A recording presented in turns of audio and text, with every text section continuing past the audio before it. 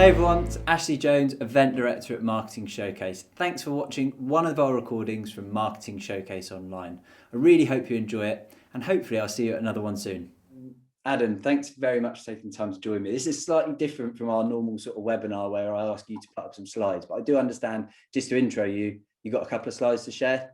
So if we could get underway with that, let's find out who Adam is and who Force 24 are. So morning guys, hope you're all well.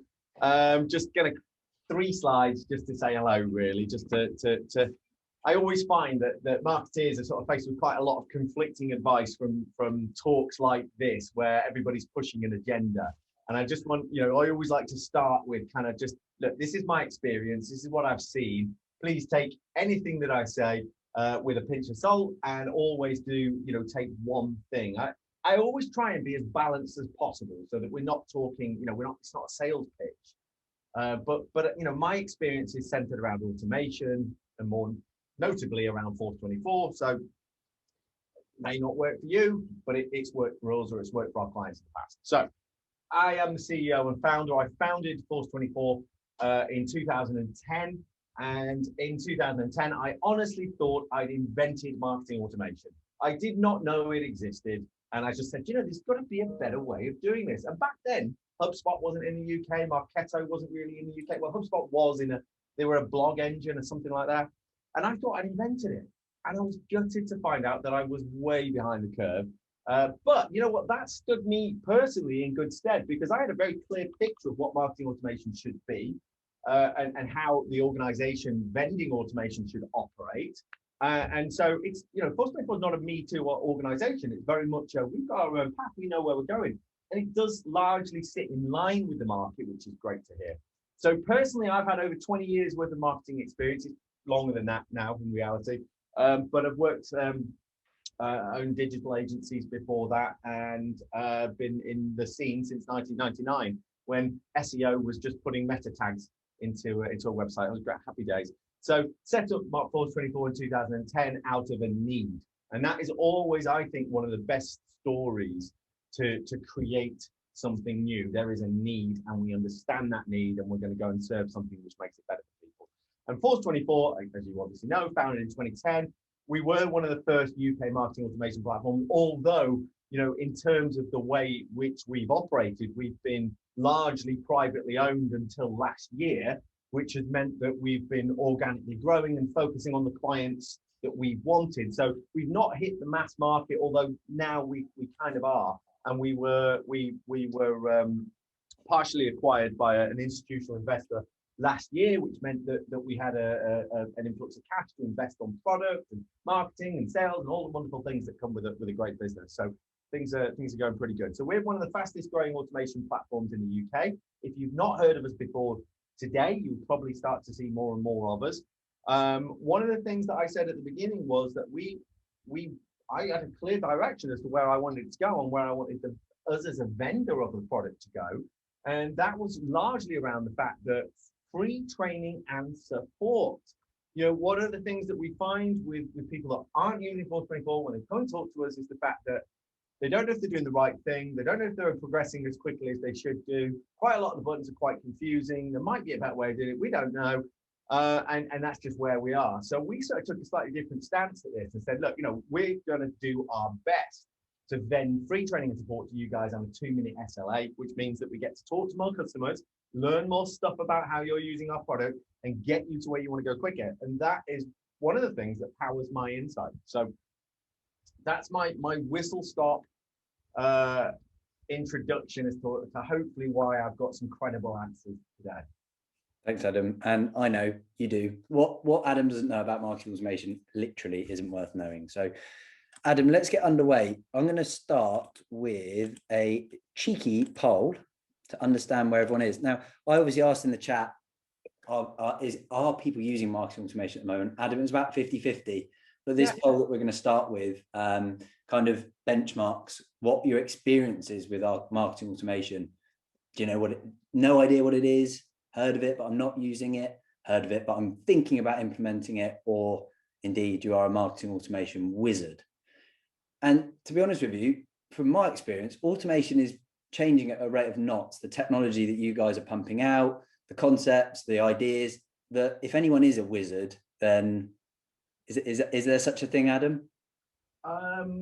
Yeah, I think so. Yeah, Right. and I should hope that there's a couple of people on here that are saying, you know, I'm pretty damn good at this, and that's great. That's what we want to see. You know, it's those passionate people about automation, like myself. You know, that really sort of, I'm behind the product. I'm behind what it can achieve. I'm behind the sentiment. It's about this one-to-one connections rather than one-to-many. So it's good. Heard of it, but not using it is the largest. Okay. Yeah, you're exactly right. As if you know, we had this rehearsed. 40% of people, the largest proportion of people have heard of it, but they're not using it. However, most people are in the back where they've heard of it, they're either not using it or they're looking to implement.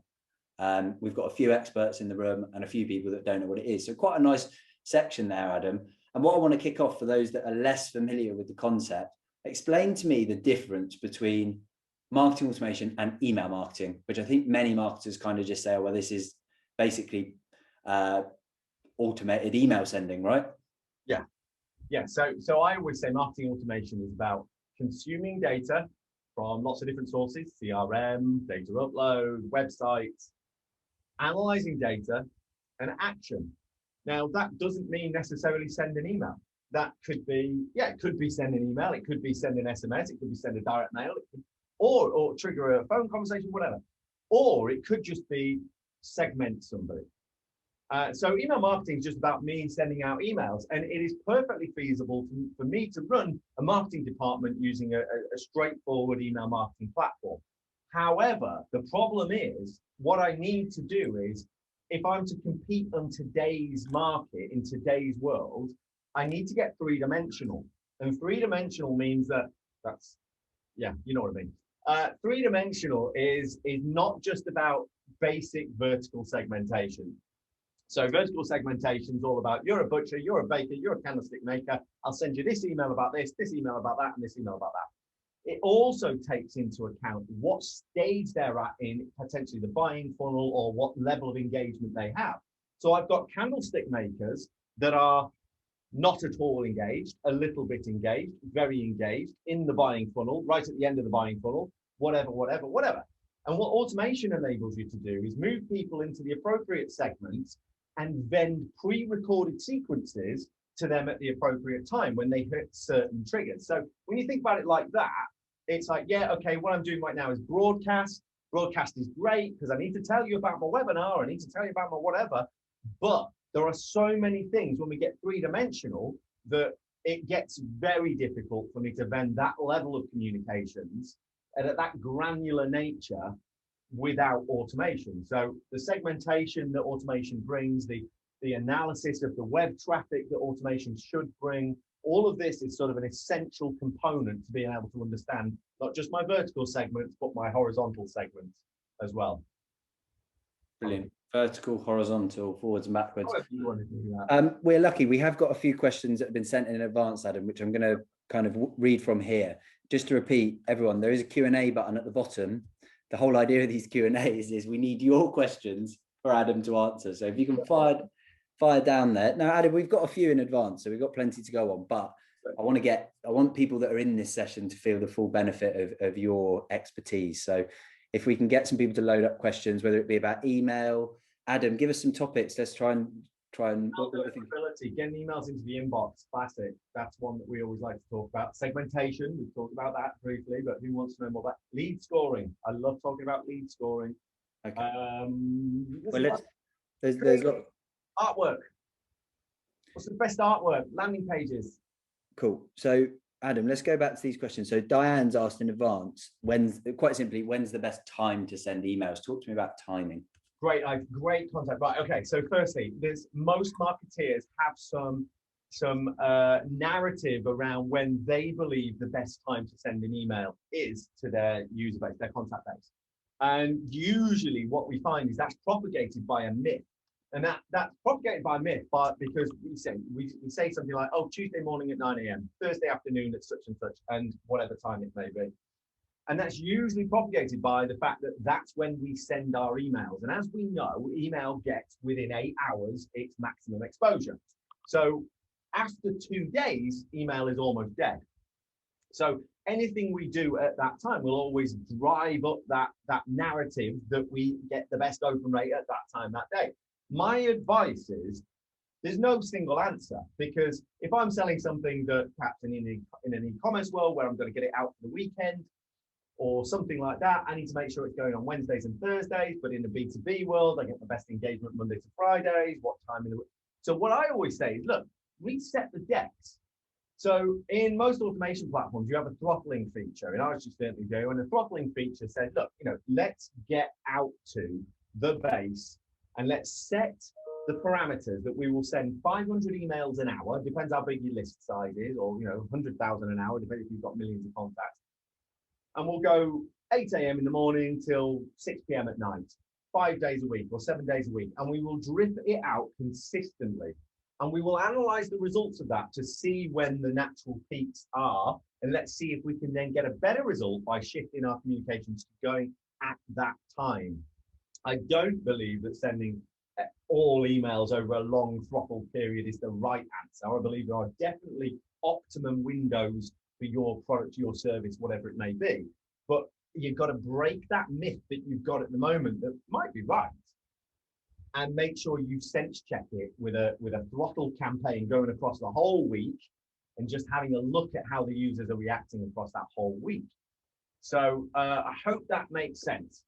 Makes perfect sense. I don't know whether somebody's noticed, but I just want to, I had to take my jumper off. I was getting hot. So I'm not going to slowly start undressing as this session goes on. But yeah, in case anyone, eagle-eyed viewers were like, why is he taking his clothes off? It's not for any reason. Right, Tina, you're my savior. So Tina has put in the chat, she's asked a question and it started the ball rolling. So let's go to Tina's question. How do you make it feel organic and conversational rather than automated? Sometimes it's easy to tell it's just an automated, batch send. Yeah. Well, this is the thing. My personal view is I don't really like automated plain text messages. I don't, because that does feel kind of disingenuous. It's not saying don't do it, and it's not saying we don't do it. It's just saying that I don't like them, because that tends to feel very spammy and roboty, when we do that. Because how can we build a sequence that truly understands exactly who you are? And what I actually do is I actually try to build funnels. So in our marketing department, we understand. Sorry, I'm turning Slack off. It's tweeting away at me. Quick, go away. What I actually try and do is I understand funnels. Okay, and the funnels are, what does the user's engagement look like from start to finish? Okay, and what is it along that start to finish engagement? So i.e., I've never heard of you, all the way through to I've just bought from you, or whatever the product or service may be. And I map those stages out. And then what I do is I consider, is there an appropriate topic to discuss when somebody has reached that funnel stage? Is there an appropriate, and again, remember, I'm talking butcher, baker, candlestick maker. So these funnels and the content exists for each. And I know that sounds scary as hell, but the whole point about automation is designed to save you time. So what I would suggest that we do is you start with one generic funnel for all butchers, bakers, candlestick makers, and then you slowly split it out. But understanding what's appropriate to send at these points is key. So the more granular we get over time, and that really is the evolution of a marketeer of marketing automation. How long have I been using it, and how much more of it have I decanted into the engine, and how much more personal have I got? So I don't like it when people try and go on day one straight into building complete automated plain text journeys, answering every question based on what somebody's doing and saying, because it's hard to get that right. It's really hard. And so I believe in that evolution over time. So keep it simple first and move down the funnel. Great, Tina, I hope that answers your question. So moving on to the next most popular one. Danielle has put, if someone runs a quote on our website and aren't ready to purchase, this client is in the car insurance industry, Adam, we're thinking of having a not quite ready yet. Tell us your renewal date and we'll remind you with our quote. What's the best way to do this? We've got the same issue. We run a sister event called IT Showcase. And the buying cycle for an IT product, as you know, Adam, sorry, the phone's going off in the background now. And that's about the worst webinar thing I've ever done, the phone going off in the background there. Sorry about that. the buying cycle in that IT industry is like 5 years, and we've got lots of people communicating with us throughout that time, but it's like actually they're not ready to buy yet, and I'm saying come to the show, come to the show, come to the show. So how do we deal with that in an insurance, in my example? Okay, so the first thing that I talk about there is about effective data capture. So Danielle, what you're talking about this, okay? So I don't want the user to necessarily have committed information to power my marketing department. I want the user to have gone about their business, gone through the quote process, told us whatever they wanted to tell us, and we, from that information, have inferred what we need to know. So the renewal date or the start date's too far in the future. So the first point that I want to make is the effective use of data capture in the process that the user is going through is critical. And if we have to adapt that ever so slightly to ask a little question that really matters, do so. But I don't like having to say, oh, you've done your quote. Oh, now just tell us this. I'd rather that it was all a nice, seamless, all collected, all analyzed. So the point of automation is it will read every one of those answers. And it will say, oh, if they are this, put them in there. If they're this, put them in there. And if it's that date, trigger them on that date, whatever. And that's really cool. So the other thing to note with, we did some work actually in the insurance industry, but not specifically within the car insurance, it was the insurance industry. And what the insurance industry showed to us is that there's a very, very small window of engagement. And what happened is we did these engagement curves. And so if you've got renewal date here or start date here, and as time goes on, my engagement's low until it gets urgent and I go whoop very quickly. And then as soon as I purchase, my engagement drops off a cliff again. And the key with renewal, with the insurance industry that we found is there's a window of between 5 and 10 days that you're actually in a commercial zone. And by a commercial zone, what I mean is that the user's prepared to buy again from you. After that, you're an afterthought. I don't really care. Unless it's a transactional message saying I've got to do something, I don't really care. So within the insurance industry, it's about acting in a really smart, timely fashion. So automation is definitely the key for that. And again, what I'd also say to you about that is creative. Use of your creative is critical. So those, for example, if you try to send me a newsletter when I'm in that commercial zone, come on, do one. You've got to get really, really focused on what the user's going to need in that period in the uptake and try and push them up. So that's things like understanding how they could spread their payments or cover that's free included. You've got windscreen cover included. So let's do this now or whatever. So it's commercial incentives on that way up, and then the way back down, it's things like after sell, upsell options. So you've got cross sell, and then you've got upsell at the beginning, and then cross sell afterwards. So it's a really, really interesting one. And on a webinar, it's quite a broad one to talk about, but there's lots of nuances to that particular journey. And I really like that market for the almost. I think that answers the question really well, Adam, but I was going to say everything you say. No, everything you say there is relevant. I can apply that to events. Got somebody that's got an event in their area once a year. Yeah. You don't want to be talking about that event 12 months in the future. You do it as it comes close to the event. So I'm sure everyone can apply some stuff for that. So thanks for that. Lindsay has asked in the Q&A box, have you seen an improved open rate for including personalization names in the subject line? Yeah, it's a difficult one, that really. So putting a name in a subject line is not the secret sauce. The subject line itself has to be right. So if I put, Ashley, your car insurance is due in 6 months, I don't care. Is that really going to open? No. So it's actually your car insurance is due in 3 days versus your car insurance is due in 3 days. It's not necessarily the secret sauce that makes the subject line powerful. I noticed there's another question there about length of subject lines and emojis and all the rest of it. And my personal view on this is, look, you're not a gimmick brand, unless you're a gimmick brand, unless you're I don't know, you're TikTok or something like spinner. A fidget spinner, yeah, fidget spinner retailer, unless there is a fidget spinner retailer. Look, what your job is to try and connect with that user quickly and effectively. And if an emoji helps unlock that, I'm all for it. It's not a problem. Excessive use of emojis is a problem. 2 or 3 of the same things on the same line. But I always say, look, you know, your brand has to be confident in what it's saying. And so you need to be sure that what you're delivering is relevant for that user. So subject lines, short and condensed. There is no magic answer, but the obvious one is it should be no more than sort of 5 or 6 words. I always used to say it's to start with a verb. And the idea there would be read, watch, understand, learn. Get, is that a verb? I don't know. I'm not actually sure. Anyway, but this kind of thing. But my thinking has mellowed on that personally right now, and I take it on a case-by-case basis. Yeah, I know you thrown me with the verb there. I'm thinking, is it a verb? Isn't it a verb? But I've pretty much flunked my English GCSEs or A levels or whatever it was at the time, so no comment. Get is a verb. Yeah. Let's go to the next question. Actually, I saw a really interesting one halfway down, and if anyone is looking through the Q&A, you can, there's a little thumbs up button just to kind of preference which ones you want us to ask. So, because we are probably going to run out of time. So Sam's asked, Adam, and it's a loaded question because I know how you're going to answer this, but what advice can you give on HTML coding? Is it worth learning to optimize the style of our e-newsletters?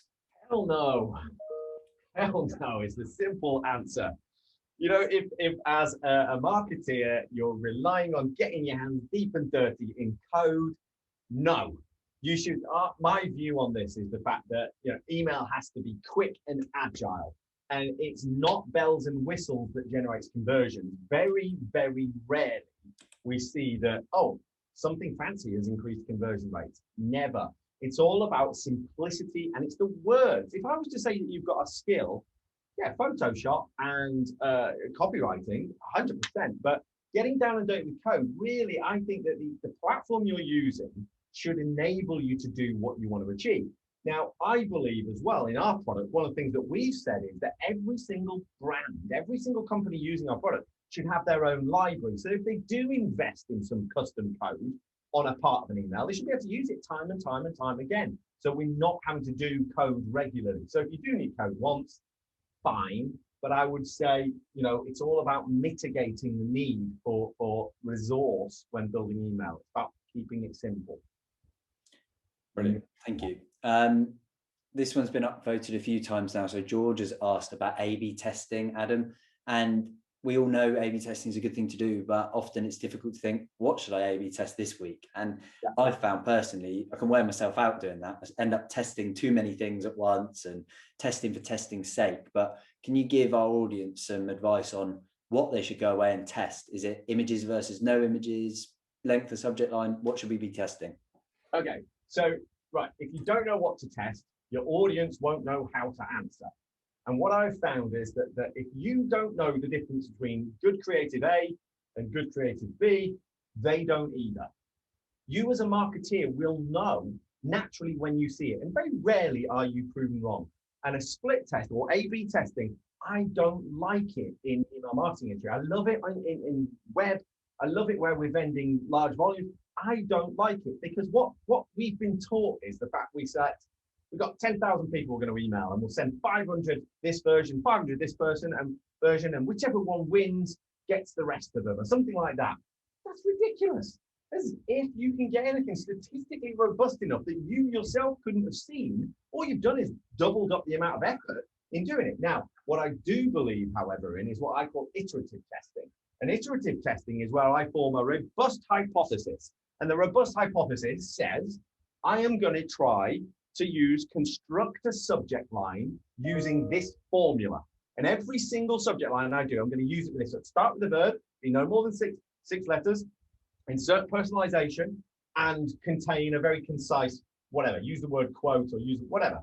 So I build my hypothesis, whatever it is. I'm going to use this type of button, And I over the next 5 or 6 campaigns, I test it, and I use this button on this campaign. Next one, use this button on this campaign, a different version, or this formula here on this campaign, and I test it. And what we did, we built a tagging system so that you could go back and tag campaigns where you actually used that hypothesis in the past, and it gives you a report and says, oh, this version performed better than that version over time. So I think that if you're going to start A/B testing, unless you've got hundreds of thousands of contacts to actually test it to, you're going to need to get robust advice from iterative testing, which is performed over many weeks or many months. Otherwise, you'll just be able to see the answer. So if you're doing it just to prove, oh, look, I'm testing, fine. But actually, the reality of it is, if you really want to ask the audience questions that you don't know the answer to, you've got to do it over a longer period of time. That's my view. Good advice. Good advice. Adam, we're going to go into Marketing Showcase quick fire Q&A, because we've got 4 in the chat at the minute, and we've got probably 4 minutes to close this one off. So just before we launch into head over heels into quick fire, Adam on the hot seat, we're just going to launch a final poll. And this one's just to get your head around the pricing structure of Force 24 and marketing automation. So they've got a price guide. If you want to get hold of it, there's a poll there for you. Yeah. Right. In order of which they appear on my screen, best process for multiple orders. i.e. customers doing multiple orders with us, which they have their own set of comms in terms of the order itself. They currently get pretty much the same email each time from the start of quote to ordering. So I'm guessing that shopping cart, I've got a t-shirt, a jumper, a pair of shoes, the bit of sun cream off the side, and they're sending the same email to everybody. How do we deal with multiple orders? I think I've got that. I'm not quite sure I get the question. There won't take communication in terms of orders, so I'll currently get pretty much the same image. Okay, fine. So what I think we're saying here is this sort of Amazon style piece where you've added that to your basket or purchased that product, you should then receive a journey like so, that does this, that, and the other. And so I would put this back to the sort of evolution of your marketing department. So if you're not there now, you're not going to be for the next 12 months. So it's a case of today working out what it is that we can do in the steps in the middle to get to where we want to be. So you need a decisioning engine for that.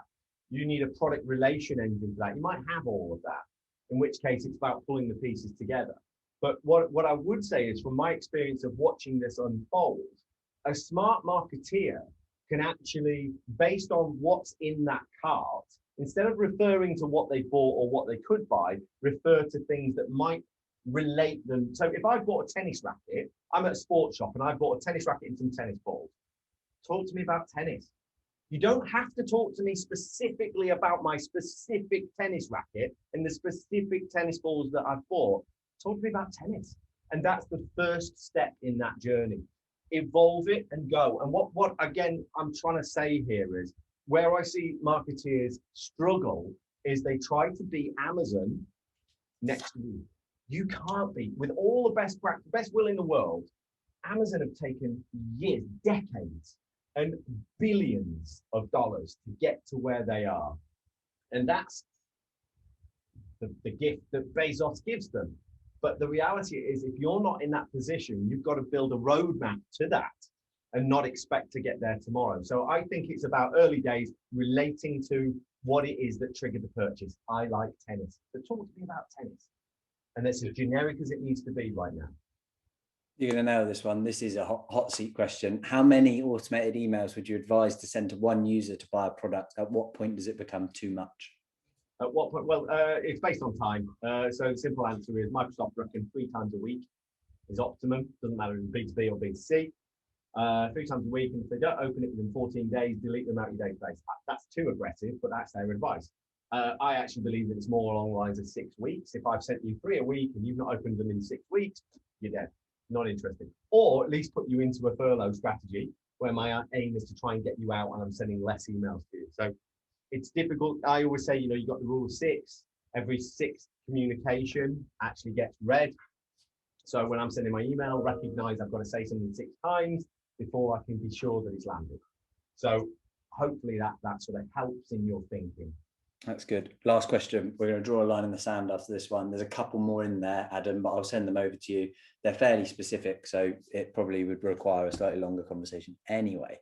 Yeah. Lynn has asked about direct mail. Where does it fit into the strategy? And she's still of the approach that in certain circumstances, it's the only approach. I love it. Absolutely agree. Absolutely agree. And you know your business better than anybody else.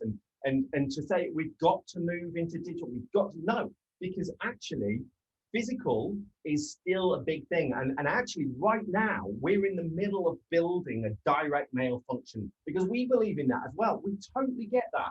It's all about being able to drag on an object and automate a letter or a direct mail piece or a catalog or something to that person right now, because it still works. Even in B2B comms, why the heck not? And you should explore these avenues that you've got available to you. And I absolutely love it. I absolutely love it. So at the moment, in a platform like ours, it's about defining a list or a segment of people that are ready to receive a direct mail piece. And you give that segment to your printer. You can automate it so they get a file every single day or something like that. But I totally agree. Marketing is not just about digital.